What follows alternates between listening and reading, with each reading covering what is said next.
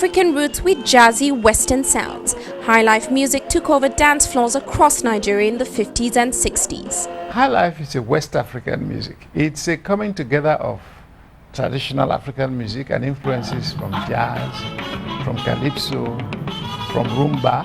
Rumba is the Cuban music, samba for Brazil.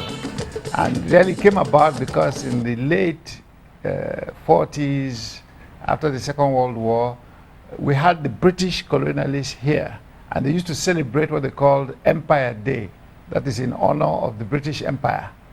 And so the brass bands in the schools would be made to perform the military tunes on the parade ground, and everybody would march past for the salute of the British colonial district officer.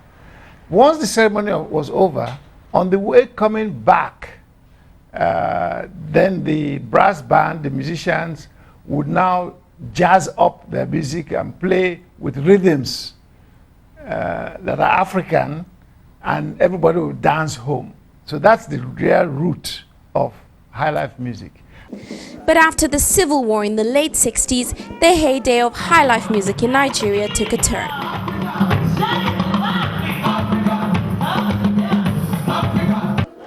Today, this light-hearted melody, originally from Ghana, is still played in nightclubs, bars and even churches.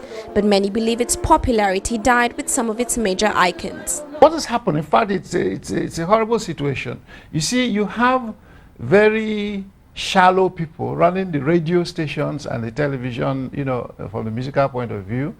The FM radio plays 70 or 80% foreign music. It's illegal. We have laws that say that you must play African and local music. They don't. There's no other country in Africa where they play all this hip hop every day, all day long, like they do. So it's a kind of self-fulfilling wish that they say the Nigerian people only want to listen to hip hop, but they play only hip hop. So the young generation has only had hip hop.